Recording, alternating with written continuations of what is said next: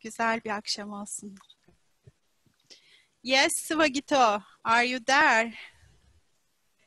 Svagito, we are now nearly 500 people here. Okay.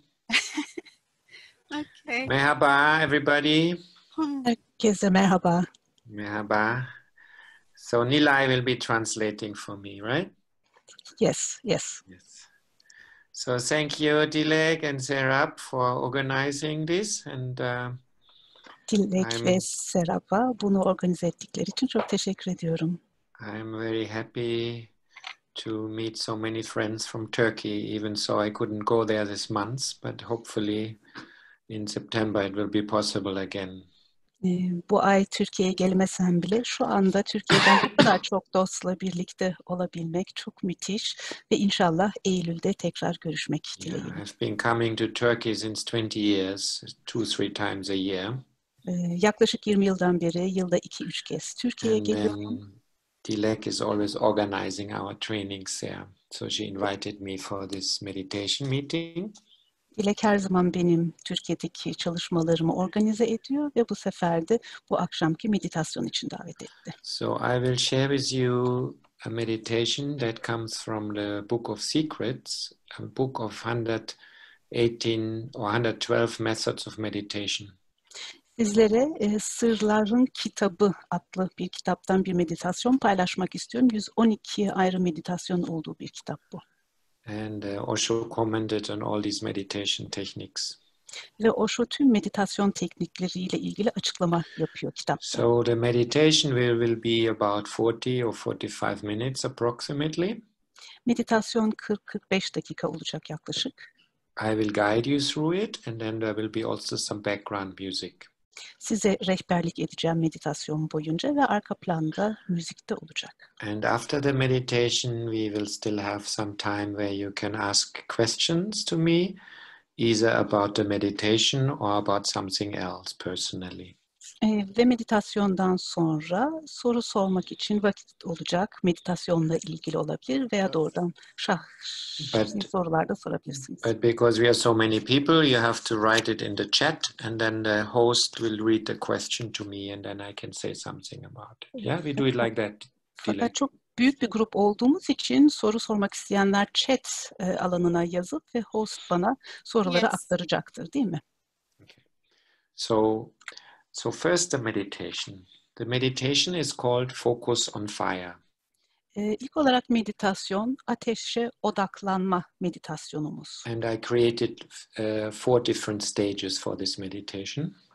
Bu meditasyonda 4 ayrı aşama oluşturdum. First I explain the stages, and first I say something about this meditation. İlk önce aşamaları açıklayacağım ve meditasyonla ilgili. This is a meditation about how to be egoless. Egosuz olma ile ilgili bir meditasyon bu. And our ego is our identification with our body and with our mind. Ve bu egomuz bedenimizle ve zihnimizle özdeşleşmeden kaynaklanıyor. If you don't have a body and you don't have a mind, you don't have an ego. Bedeniniz ve zihniniz olmadığında egonuz da olmaz. So in a way, when we die, we don't have a body and we lose our mind. Öldüğümüz zaman bedensiz hale geliyoruz ve zihnimizi de kaybediyoruz. So meditation is really concerned with dying before you physically die. O nedenle meditasyon fiziksel olarak ölmeden önceki ölümle ilgili. And that means losing your identification with your body and your mind. Bu da bedeniniz ve zihninizle olan özdeşleşmeyi kaybetmek. So you could say this is a meditation about learning this. Bunu öğrenmekle ilgili bir meditasyon da diyebiliriz. So in the first stage, which is 15 minutes, İlk aşama 15 dakika. we are going to watch our breath. Nefesimizi izleyeceğiz. Because you not only die when your body dies, you actually die each moment. Çünkü sadece beden öldüğünde ölmüyoruz. Aslında her an ölüyoruz. And when you die, when you die, this is an out breath. Out breath is a way of dying. Nefes vermek bir nevi ölüm gibi. Like life and death is the polarity of life. When you're born, one thing is certain, you're going to die. Hayatla ölüm bir bipolarite gibi, iki kutupluluk gibi. Doğduğunuzda kesin olan bir şey var ki o da öleceğiniz. So when you breathe in, you become alive, you go into life. Nefes aldığınızda canlanıyorsunuz, hayata dönüyorsunuz. And when you breathe out, you die. Ve nefes verdiğinizde de ölüyorsunuz. You go in. İçeriye doğru And gidiyorsunuz. that's why many people actually are afraid to really breathe out deeply because they're afraid to let go. Out breath is a let go. Let go of yourself. Çünkü bu nedenle de birçok insan derin bir şekilde nefes vermekten korkuyor. Çünkü nefes vermek de bırakmak. So in the first 15 minutes, we watch our breath. In breath, we go out. Out breath, we go in.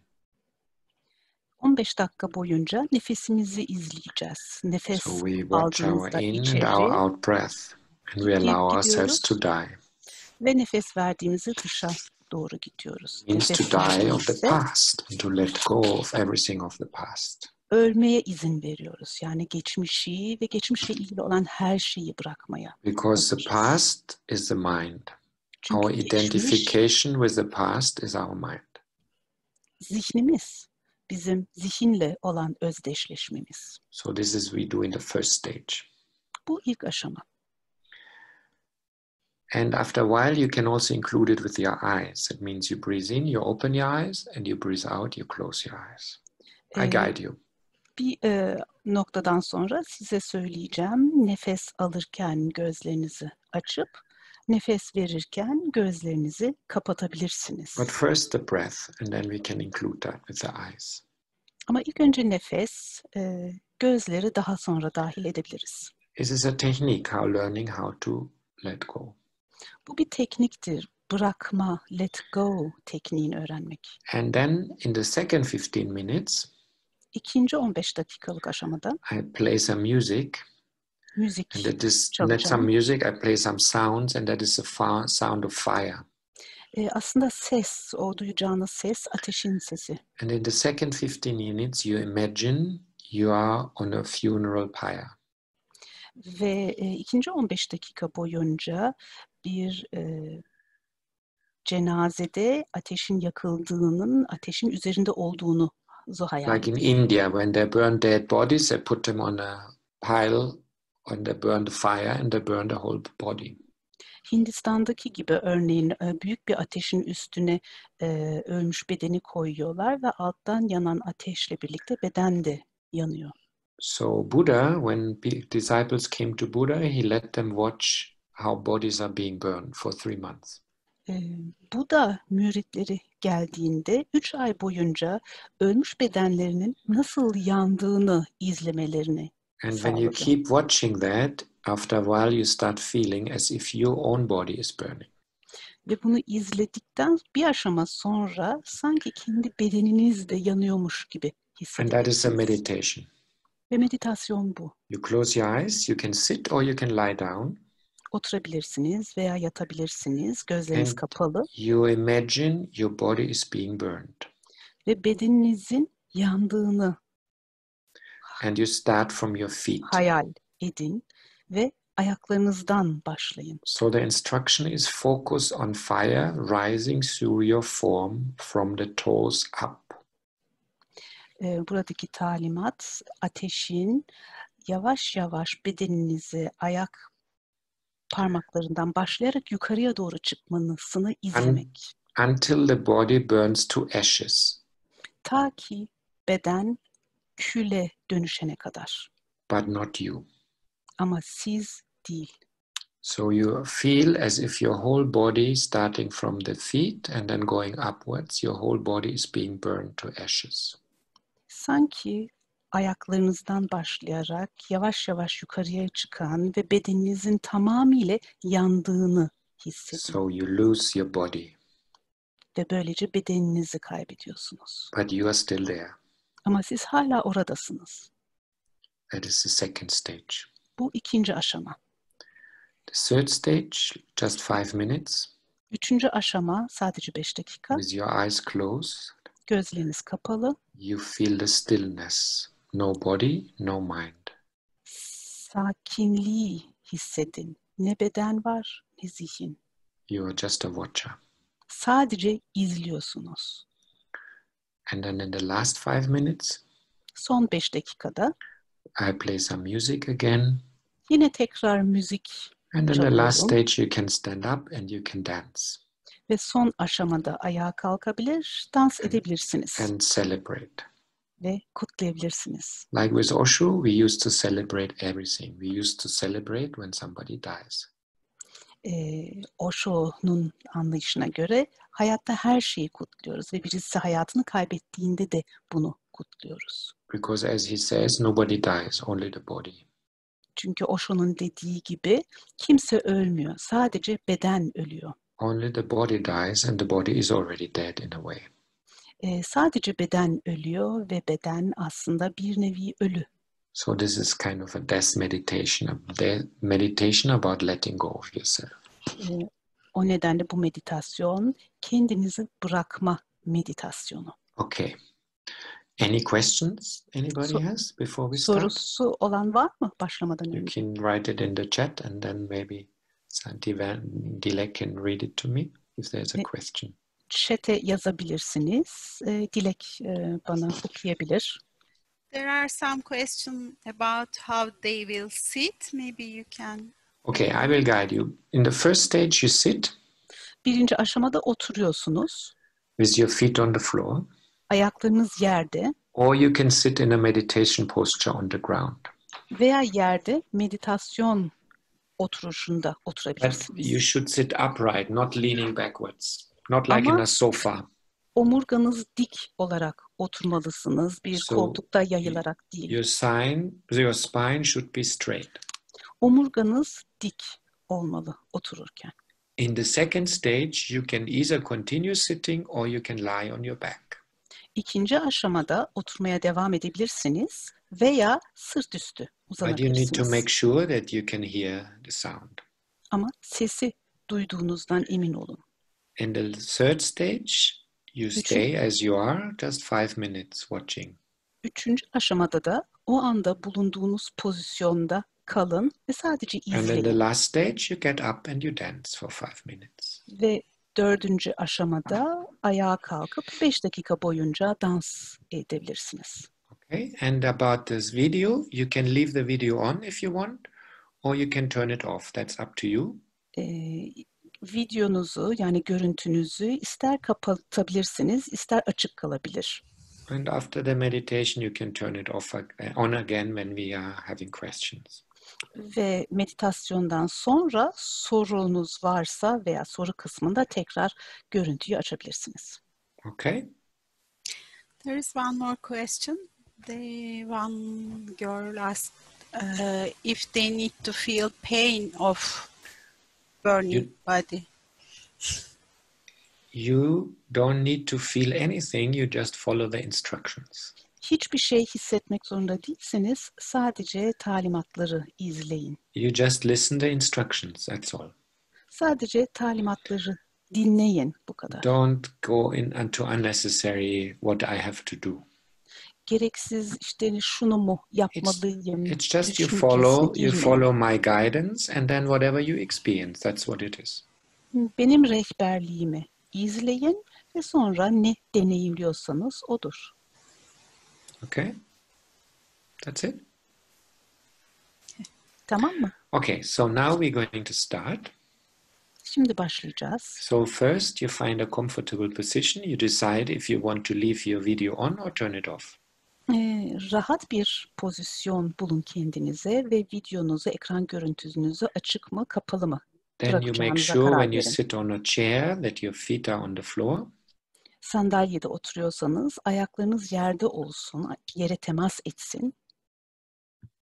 Okay, and that your spine is upright and your arms are relaxed. Omurganızın dik olduğundan emin olun, kollarınız rahat. And you watch a moment your body, that your body can remain in this position for some time. Ve birazcık kendinizi izleyin ve bedeninizin bir süre boyunca bu pozisyonda kalabilmesinden emin olun. and then you close your eyes. The whole meditation, your eyes can be closed. Sonra da gözlerinizi kapatın. Bütün meditasyon boyunca gözleriniz kapalı olabilir. In fact, you don't need to watch the computer screen. Ekrana bakmanıza bile gerek yok. So, with your eyes closed, gözleriniz kapalı, you feel your in and out breath. Nefes alıp vermenizi hissedin. You feel how your breath is going in. Nefesin nasıl içine dolduğunu hisset. And your breath is going out. Ve nefes dışarıya çıkıyor. When your breath is coming in, nefesiniz içeriye giriyor. This is the first thing you do when you enter life. You come with an in-breath. Hayata girdiğinizde yaptığınız ilk şey bu. Bir nefes alarak hayata adım atıyorsunuz. And when you leave the body, the last thing you do is an out-breath. Ve bedeni terk ettiğinizde yaptığınız en son şey nefes vermek. So breathing in, you move into life. Nefes alıp hayata adım atıyorsun. And breathing out, you enter death. Ve nefes vererek ölüme geçiyorsun.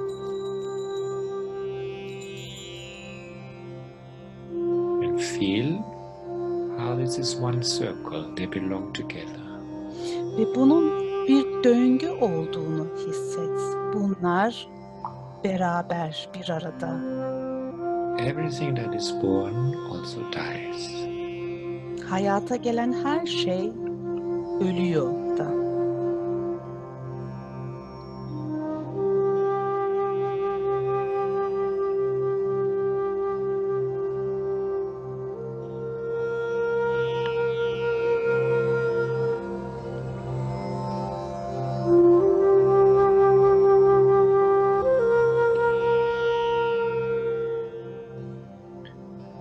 So breathing in, Nefes al, going into life.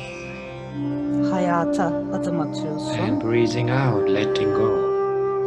Nefes ver, bırakıyorsun. And when you let go, Bıraktığın zaman you let go of the past. geçmişi bırakıyorsun. Everything you hold on to, Tutunduğun her şeyi you let go of bırakıyorsun. it. Bırakıyorsun. Your money, your job, Paranı, işini, your house, evini, all your possessions. tüm sahip olduklarını One day you're going to have to let go of it. bir gün bunları bırakıyor olacaksın. So you breathe in, Nefes al, you receive something, bir şey alıyorsun. and you breathe out, you lose something. Nefes ver, bir şey kaybediyorsun. A person enters your life, Bir kişi hayatına giriyor. a friend, a partner, Bir arkadaş, bir partner. and everybody is also going to leave you. Ve herkes sizi bırakıyor da olacak. That is the out-breath. Bu da nefes verme. So feel the in-breath, Nefes almayı hisset and with the out-breath, you let go. ve nefes vermeyle bırakıyorsun. With the out-breath, you let go of your clinging. Nefes vermeyle tutunma halini bırakıyorsun. And when you do that, you will have a sense of peace. Ve bunu yaparken bir huzur hissedeceksin.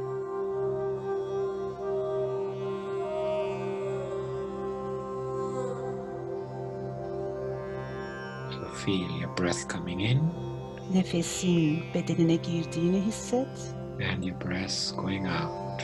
ve çıktığını hisset. And you let go into the out-breath. Ve nefes vermeyi doğru kendini bırak. The in-breath happens by itself. Nefes alma kendiliğinden oluyor. And you allow the out-breath to go deep. Ve nefes verme kendiliğinden bırakıyorsun.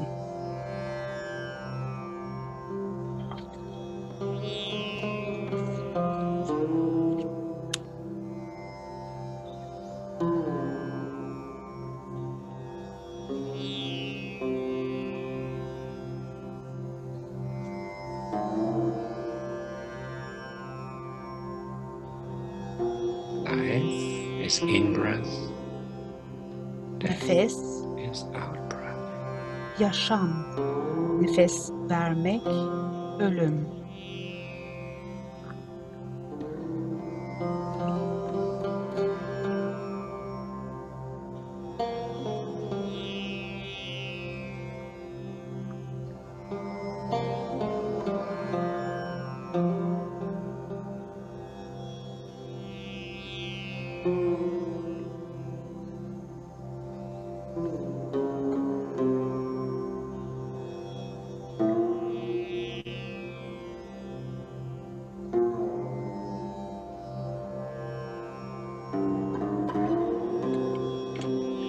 And then you add another element. Bir şey daha ekle. Now Şimdi when you breathe in, nefes aldığında you open your eyes. gözlerini aç. And when you breathe out, you close your eyes. Nefes verdiğinde gözlerini kapa. In-breath, eyes open. Nefes alırken gözlerini aç. Out-breath, closing. Nefes verirken gözlerini kapa. And you can just look out as if you go out when you open your eyes. Gözlerini açtığında sanki dışarıya doğru çıkıyormuş gibi. Sadece bak. With the out-breath, you close your eyes and you go in. Nefes verirken gözlerini kapa ve içe dön.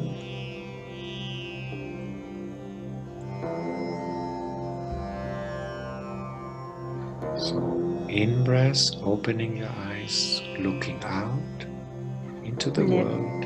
Nefes alırken gözlerini aç, dünyaya bak. Out-breath, closing your eyes and going in. Nefes verirken gözlerini kapa ve içe dön.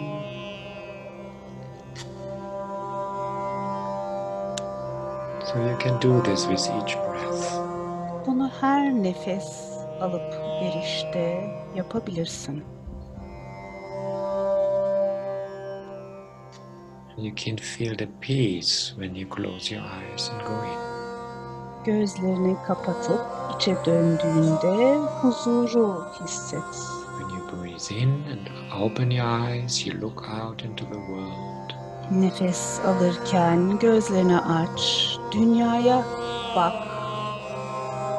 And then you go in when you close your eyes and you breathe out. Nefes verirken gözlerini kapa ve içe dön.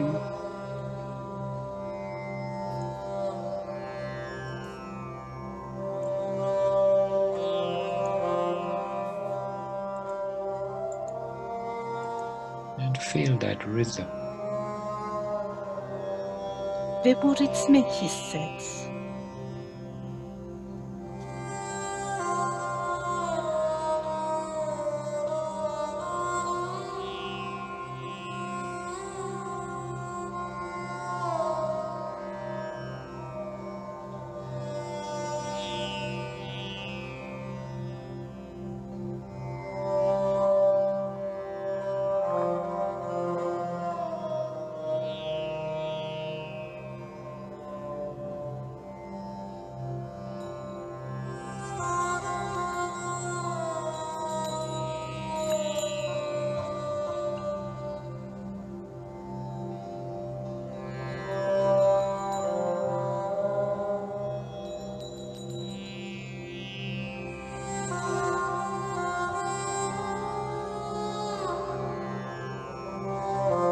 Staying with that rhythm of your breath.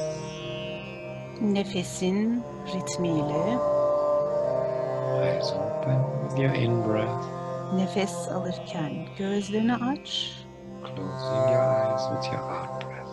nefes verirken gözlerini kapat. Letting go. Bırak.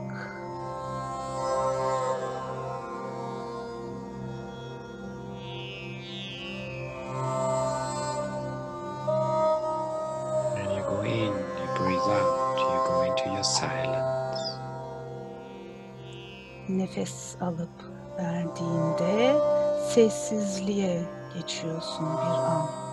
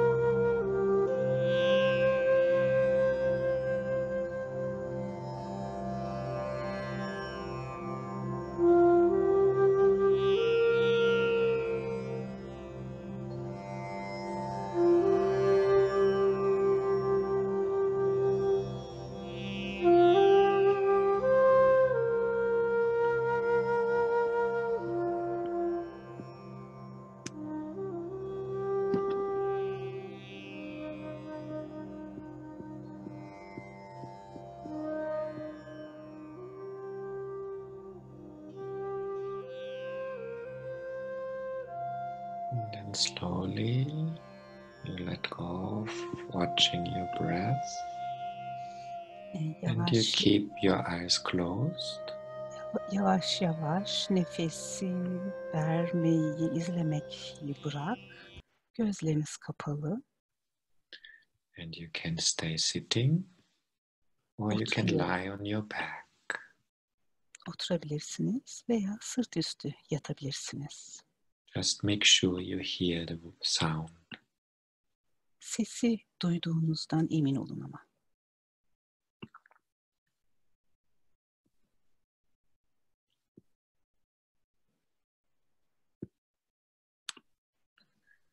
And you imagine you died and your body is being burned. Öldüğünüzü ve bedeninizin yakıldığını hayal edin. As if your fire comes starting from your feet. Ateşin ayaklarınızdan başlıyormuş gibi. Just imagine there are flames beginning at your feet. Ayaklarınızın ucundan ateşin yükseldiğini hayal edin. Burning your feet. Ayaklarınızı yakıyor. The body is like a corpse. Beden ölü. And your toes are starting to be burned. Ve ayak parmaklarınız yanmaya başlıyor. Move inside. İçeriye doğru genişliyor. Start feeling how your body, your feet, your lower legs start to be burned. Ayaklarının alt kısmının yavaş yavaş yandığını hayal et. Like they're being burned to ashes. Yanıyor ve küle dönüşüyor. And you will remain just a watcher. Biz sadece izlemeye devam ediyoruz. Just imagine how the flames come up your body. Ateşin yavaş yavaş bedeninde ilerlediğini sadece hayal et. Watching that. Bunu izle.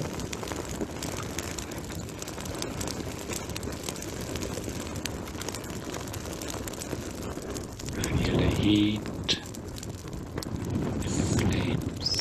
Sıcaklık ve ateş They come up your legs, bacaklarınızdan yukarıya doğru çıkıyor.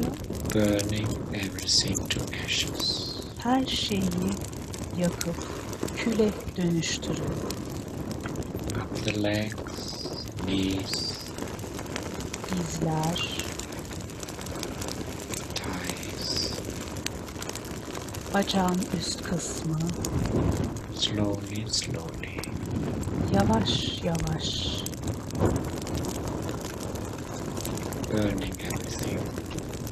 her şeyi yakıyor.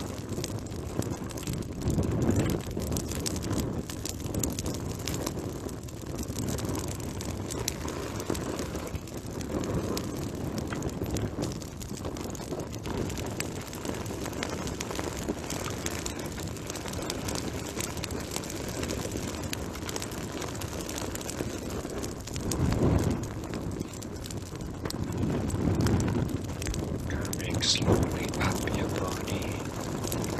Bedeninizde yavaş yavaş yukarıya çıkıyor ateş. Each part of your body starts disappearing in the Bedenin flames. her bir parçası ateşte yok olmaya başlıyor. Coming ashes.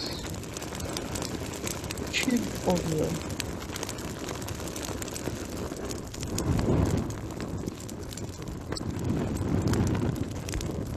Nothing remains of your body except ashes. Bedenden hiçbir şey geriye kalmıyor. Sadece küller. You remain watching. Ve siz izlemeye devam ediyorsunuz.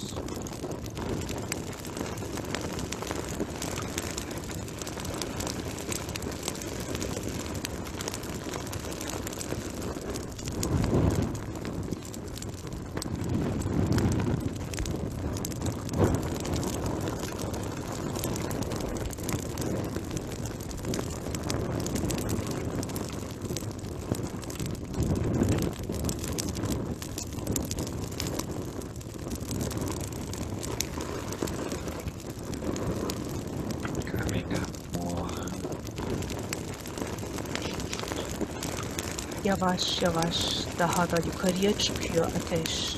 Slowly your whole body starts being burned. Bütün bedenin yavaş yavaş yanıyor.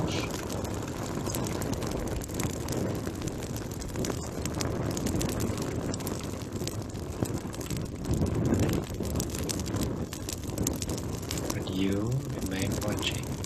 Ama sen sadece izliyorsun.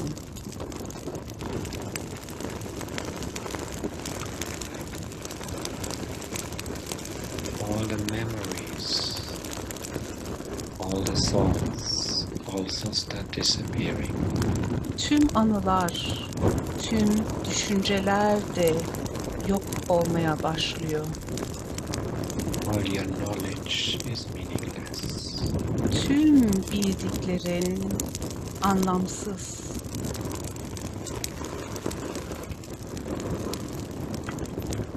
Whether you're rich or poor makes no difference. İster zengin, ister fakir ol, hiçbir fark yok. You end up in the same place. Aynı yere varıyorsun. Whether you're famous or not. İster meşhur ol, ister değil, It makes no difference. hiçbir fark yok.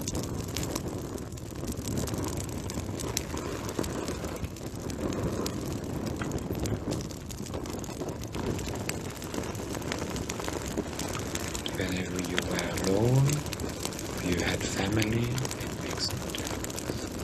İster yalnız yaşamış ol, ister ailen olsun, hiçbir fark yok.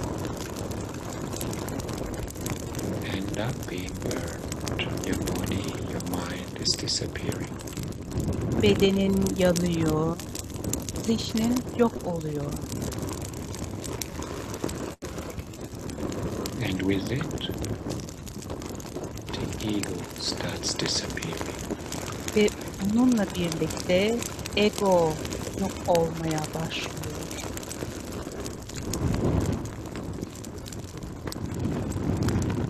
Nothing remains except the watcher.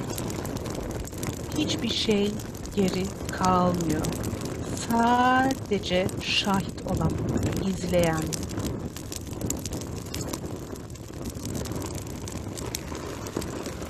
Whether you were happy or depressed makes no difference.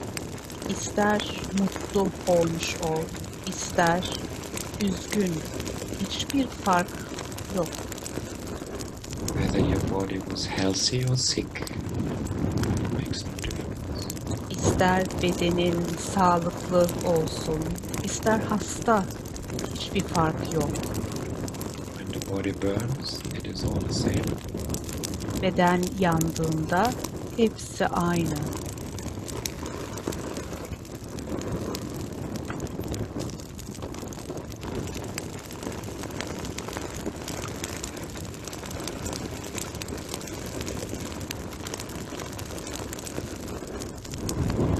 The flames go all the way up to your head also. Ateş bütün bedenini sarıyor, ta başına kadar yükseliyor. Burning everything to ashes. Ve her şeyi küle dönüştürüyor. Only ashes remain. Sadece küller geriye kalıyor. And you watching. Ve sen bunu sadece izliyorsun.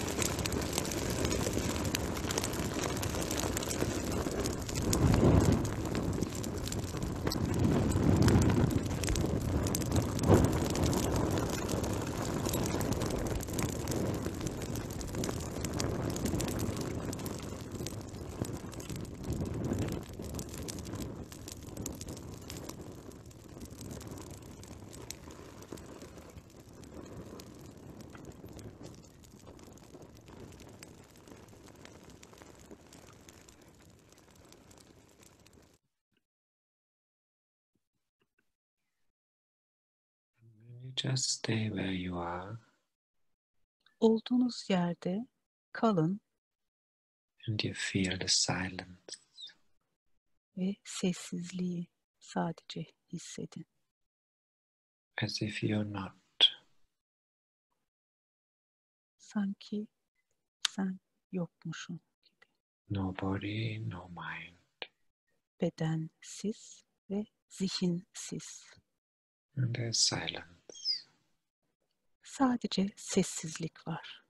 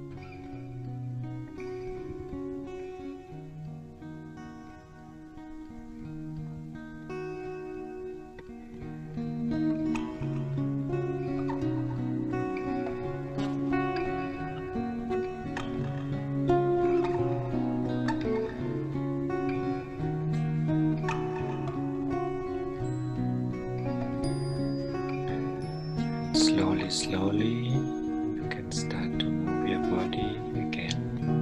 Yavaş yavaş bedenini tekrar hareket ettirmeye başlayabilirsin. You can move, you can stand up.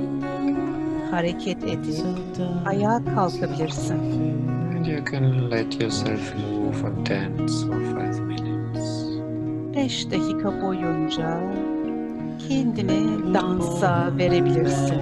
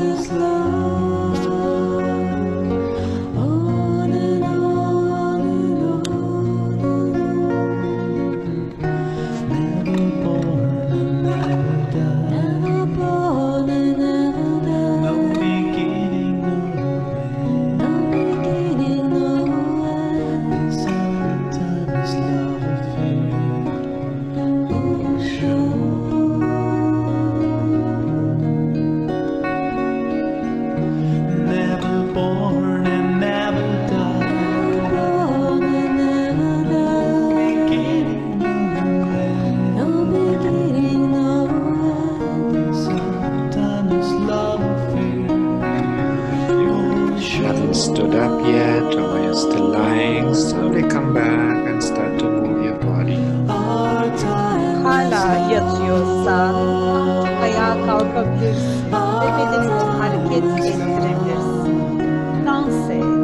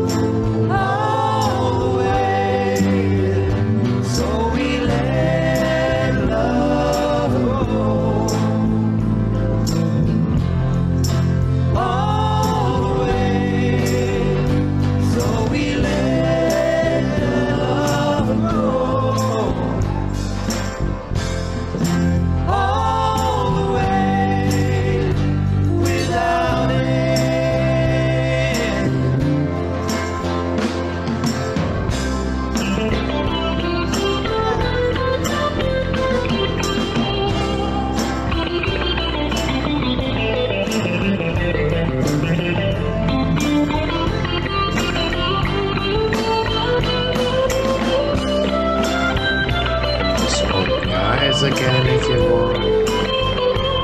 Ayağa kalkabilirsin.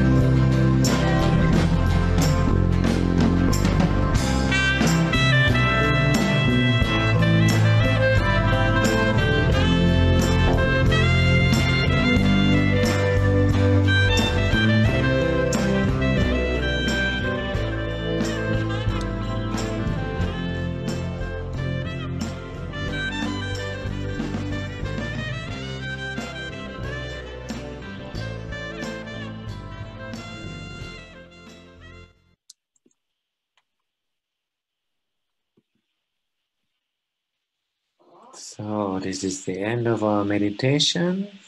You Evet, can meditasyonumuzun sonuna slowly come geldik. back. Yavaş yavaş geri gelebilirsiniz.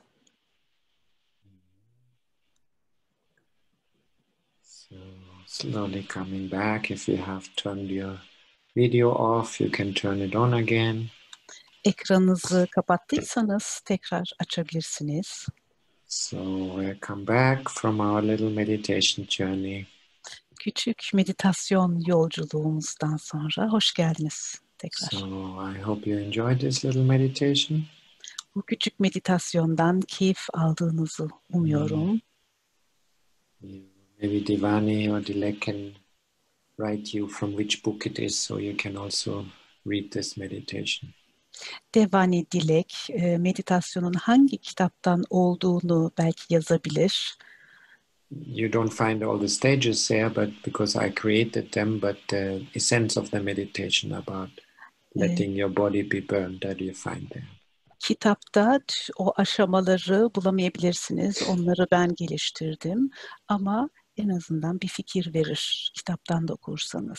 So we can spend a little few minutes more, or for anybody who would like to share something, or you have a question, either about this meditation or also about something else. Birkaç dakika daha birlikte geçirebiliriz, paylaşımlarda bulunabiliriz, meditasyonla veya başka bir şeyle ilgili sorularınız varsa. But you will first need to write it in the chat because too Yeah, many there is- people. Ama sorularınızı ilk önce chat'e yazmanız gerekiyor. There is one question right now. Neslihan is asking, I have an urgent question. The body was burning, the mind was burning. Well, who was or what was watching? Bedenim yanıyordu, zihnim yanıyordu ama kim izliyordu? If there is something watching, then not everything is burning. İzleyen bir şey varsa o zaman her şey yanmıyor demek. Then there is still division, no? O zaman hala bir ayrım var demek. The watcher is that which is not an object. Everything else is an object. İzleyen nesne değil, onun dışındaki her şey nesne. The watcher is your subjectivity. İzleyen sizin öznelliğiniz. That is the experience of a meditation. No? Bu meditasyonun deneyimi.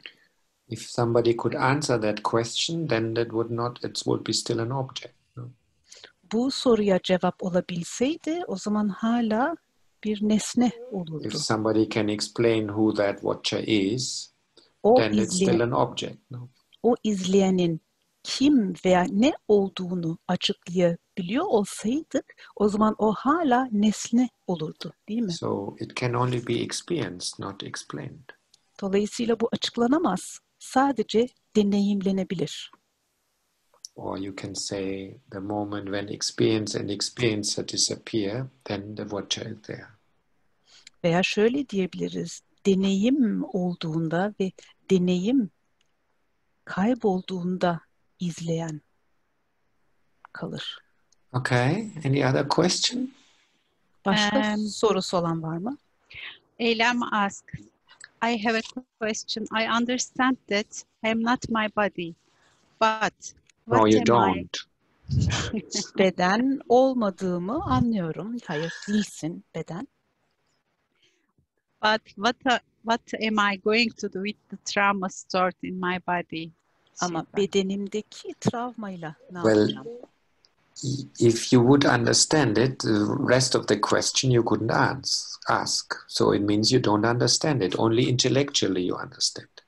Sadece entelektüel yani zihinden anlayabilirsin. Bunu gerçekten anlayabiliyor olsan o zaman sorunun ikinci kısmını sormuyor olurdun. And intellectual understanding is not an understanding at all. Ve entelektüel bir anlayış hiçbir anlayış değil. You can read as many books about meditation and listen to as many teachers about meditation. It isn't still giving you an experience.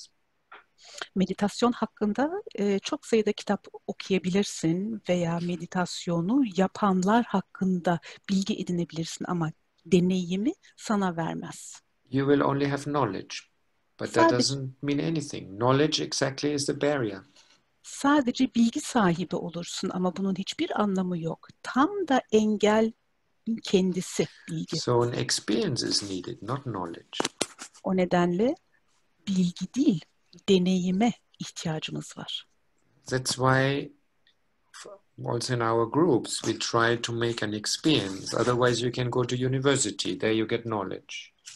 O nedenle gruplarımızda da bir deneyim yaşamak istiyoruz. Aksi takdirde üniversiteye gidip oradan bilgi edinebilirdiniz. But through knowledge you don't know anything.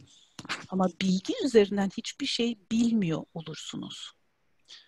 So it's different, no? That's why it's not a good way to study something. You have to go somewhere where you make an experience. O That's why nedenle, we did a practical meditation. Otherwise I can talk for 1 hour about meditation.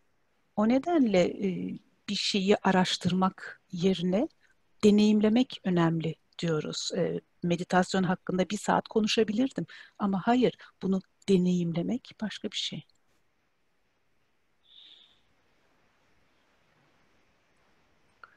Okay.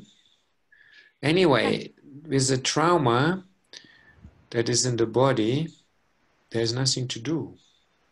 Bedendeki travma ile ilgili yapılacak bir şey yok.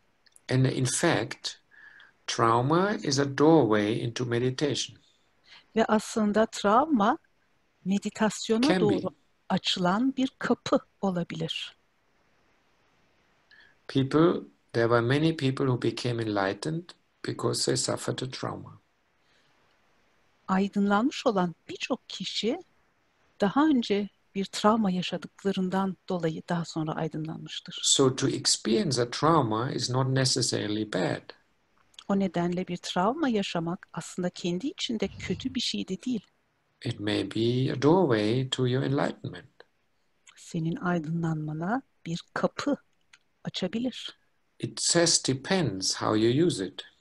Nasıl kullandığına bağlı. You can use anything. Her şeyi kullanabilirsin.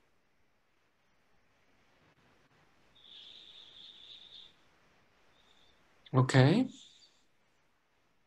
Any other question? Başka sorusu olan? There are a lot of questions because Okay. it's like Just you pick some. like 200 comments I am reading right Well, you just pick a now. question. 200'den fazla paylaşım Someone var. asking how often we need to do this meditation. Bu meditasyonu ne kadar meditation- sıklıkla yapabiliriz? Meditation one can never do too often. Hiçbir zaman için fazlasını yapamazsınız meditasyonda. But it's up to you, whatever you enjoy, you know. Sana kalmış bir şey. Ne hoşuna gidiyorsa. But I want to say also, meditation is really an experience. So it's not a doing. You cannot really do meditation. You can only do an exercise. Ama şunu da söylemek istiyorum. Meditasyon bir deneyimdir. Meditasyon yapılmaz o anlamda. Bir egzersiz gibi yapma değil. What we did now was just an exercise. Bizim biraz önce yapmış olduğumuz bir egzersizdi. But an exercise, you sometimes call it meditation, but an exercise can give you a taste of what meditation is. Biz buna meditasyon diyoruz ama bu bir egzersiz. Meditasyonun ne olduğu konusunda sana bir tat verebilir. So, I don't know, maybe some of you got a taste what meditation could be, but maybe not everybody. Belki bazılarınız meditasyonun nasıl bir şey olduğu konusunda bir tat almıştır. Belki herkes değil. So one has to do many meditative exercises and suddenly at one moment you may have a taste of what meditation is. Birçok meditatif egzersiz yapmak gerekir ve bir anda meditasyonun ne olduğunu hissedebilir, tadabilirsiniz belki. But it can also happen when you watch a sunset, for example. Ama belki güneşin batışını izlerken de olabilir bu. Suddenly you have a taste of what meditation is. Ve bir anda meditasyonun ne olduğunu tadıyor, hissediyor olabilirsiniz. or when you fall in love. Veya aşık Suddenly you olduğunda disappear.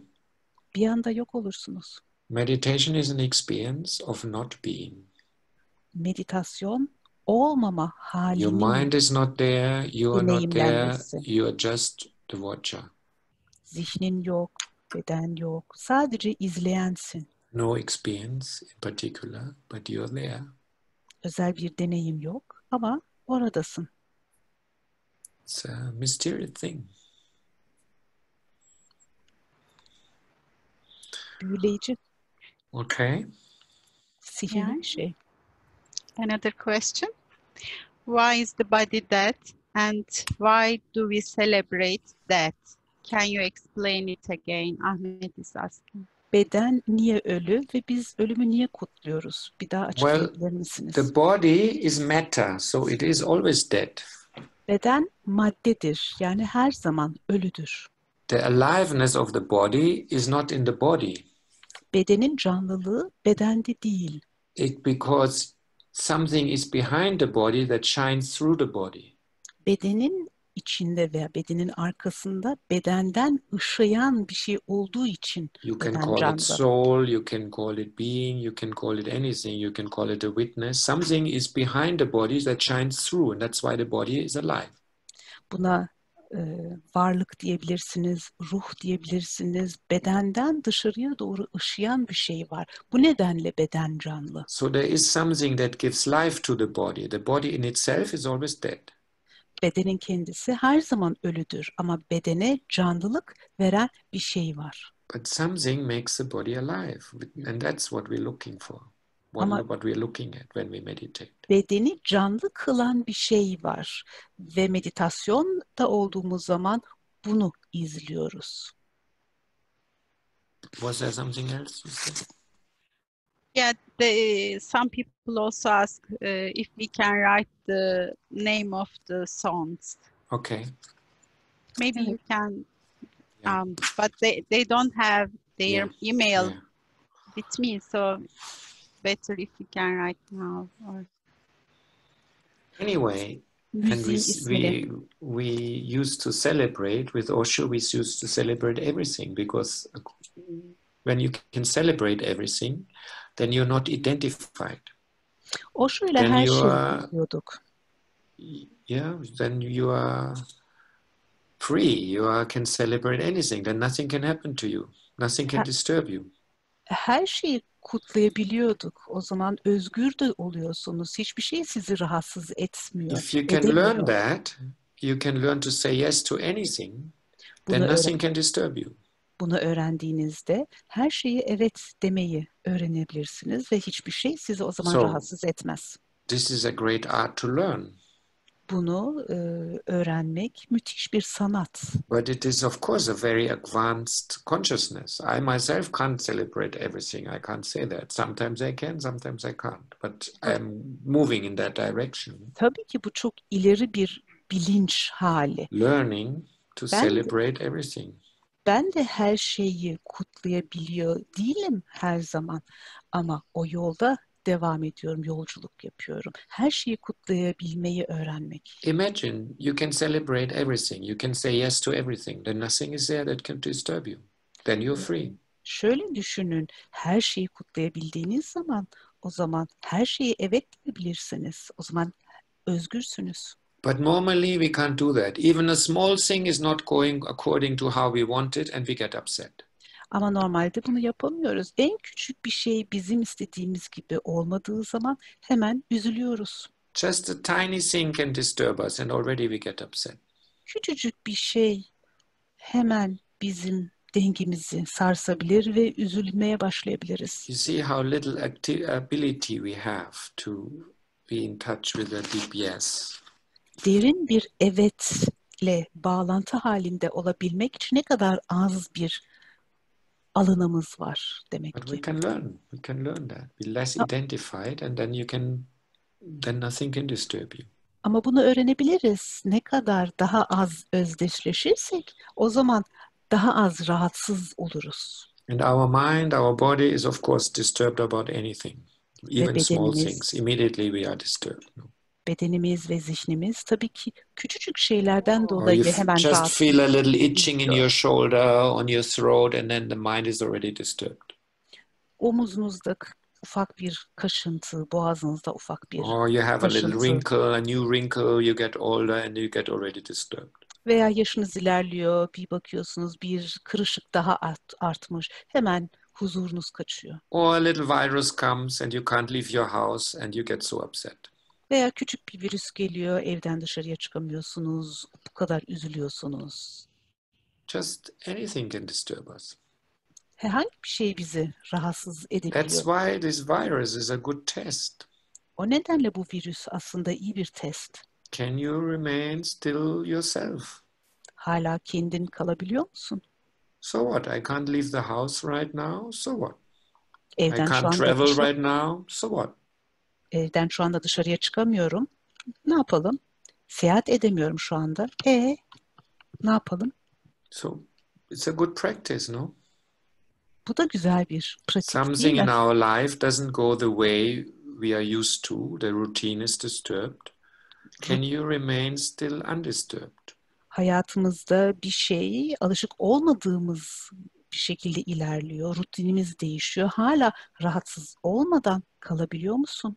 This is such a great opportunity to practice that. Bunu deneyimlemek, bunu pratik etmek için You don't çok know büyük what bir will happen fırsat. tomorrow. Yarın ne olacağını You don't bilmiyorsun. know what happens with your job. You don't know if you get sick or not. İşin ne olacak bilmiyorsun. Hastalanmayacağını bilmiyorsun. The truth is, you never know what happens with your job. You never know whether you get sick or not. But Gerçek şu ki we live in this illusion as if something remains according to our routine. hiçbir zaman için işin ne olduğunu, yarının ne olduğunu aslında hastalanmayacağını bilmiyorsun. Ama sanki hep biliyormuşuz gibi o rutinin içinde yaşamaya devam ediyoruz. So amazing now. Millions of people's routine suddenly is disturbed. Çok şaşırtıcı, milyonlarca Not millions, insanın, billions. hatta milyarlarca insanın rutini bir anda tepetaklak. What a great opportunity Ne kadar büyük bir fırsat. to practice something, Bir şeyi pratik etmek to learn to be centered and undisturbed. için. Rahatsız olmadan, huzursuz You see, olmadan that's why I merkezde said kalmayı deneyimlemek. a trauma is not, or a difficult experience is not necessarily bad. O nedenle şunu dedim, travma veya zor bir olayı yaşamış olmak illa da kötü bir şey değil. It gives you a chance to learn something. Sizin bir şey öğrenmenize bir fırsat, bir vesile olabilir. Okay. One more question maybe, Yosa? I don't know. Bir soru daha alabiliriz belki. I need to go back. Bu arada kaydı kaçıranlar için söylemek istiyorum. Çünkü sanıyorum Zoom attı ve kaçırdım diyenler var. Sonuna geldim diyenler. Meditasyona Davet YouTube kanalımızda paylaşıyor olacağız. Tekrar yapmak isterseniz. Ya da I mean there are some comments.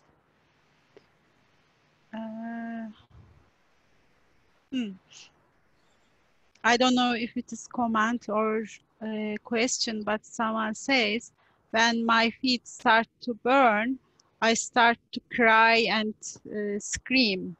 Okay. And it was difficult to turn to it ashtray. Yeah. Okay, I understand. Ee, Yeah. There are some comments. I Yeah, understand. maybe you want to say something. Evet, ayaklarım yanmaya başladığında ağlama geldi diye paylaşan bir kişi vardı. Well, Veya birden çok. let's talk in general in life also why we sometimes scream or cry. Genel olarak bakalım hayatta niye çığlık atarız veya ağlarız? Sometimes we do that because we cannot say yes. We cannot Bazen let go.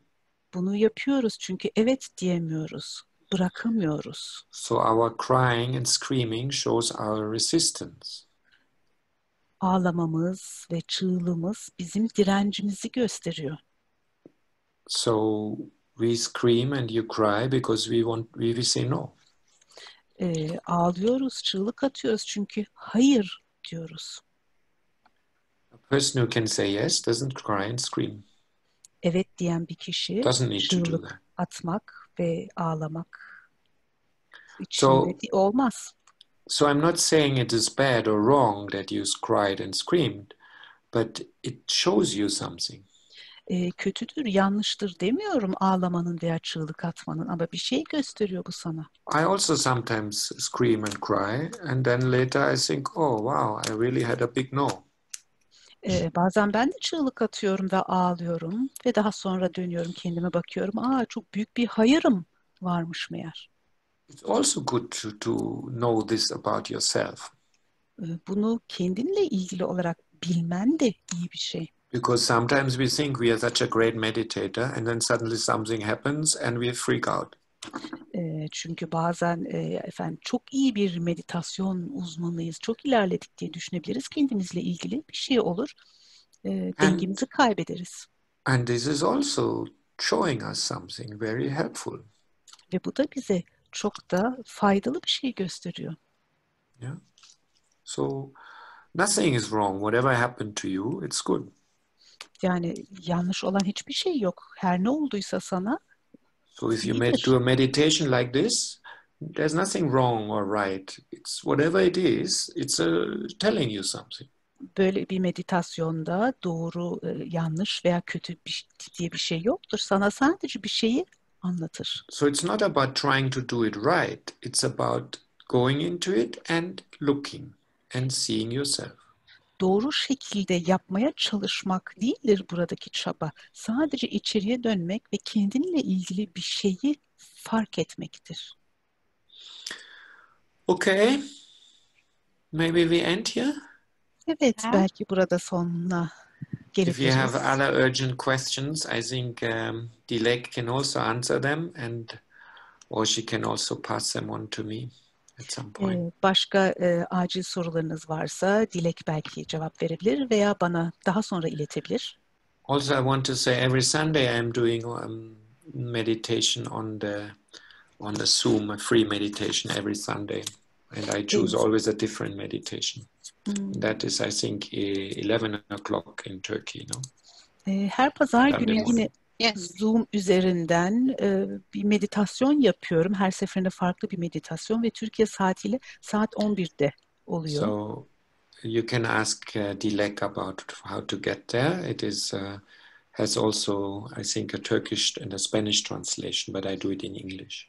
Meditasyonu yine İngilizce yapıyorum. İspanyolca'ya ve Türkçe'ye tercümede oluyor. Meditasyon sırasında, pazar günkü meditasyon sırasında. Yes, and we will organize A workshop, family constellation workshop the end of this month. End of this month we have a little weekend workshop online because traveling is still not possible. No? Ve bu ayın sonunda yine online olarak küçük bir aile dizimi workshopu düzenliyoruz. Seyahat etmek hala mümkün olmadığı için şu anda. You see, for me, it is also right now great learning to find out how you can be connected to so many people without meeting them physically. Benim için şu anda çok ilginç bir öğrenme dönemi çünkü fiziksel olarak aynı mekanda olmadan bu kadar çok insanla nasıl bir araya gelebileceğimizi öğreniyorum. I think it's beautiful to experience that you can be in a loving connection with somebody without being physically close. Fiziksel olarak yakın olmadan birisiyle yine sevgi dolu bir bağlantı, bir ilişki içinde olabilmeyi deneyimlemek de çok güzel bir şey. And this is a very valuable experience because often we think I have to be physically close, otherwise my love can't happen. Ve bu da çok değerli bir şey. Biz genelde fiziksel olarak yakın olmamız gerektiğine inanıyoruz gerçek sevginin akabilmesi için. And I'm learning it's not like this, no? Ve şu anda onu öğreniyorum. İlle de öyle olmak zorunda değil. So now I was meeting so many people from Turkey and we were physically far away and it works. Evet, şimdi Türkiye'den bu kadar çok insanla bir araya geldim. Ben uzaktaydım ama hep beraber burada buluştuk. So thank you all for joining and thank you Dilek for organizing. Thank you Serap, thank you Nilay. Katıldığınız için çok teşekkür ederim. Organize Thank edenlere, Dile'ye, Serap'a çok Thank you for teşekkürler. being here. And they are asking also if you come again. Yes, I Yes. come again. Tekrar gelecek I love misin to diye be in soruyorlar. Turkey. Evet, Türkiye'de olmayı gerçekten çok seviyorum. Geleceğim tekrar. So much love to everybody. Herkese sevgiler. Bye bye and all the best to you. Hoşça kalın. Bye. Thank you very much, Svagito. Great.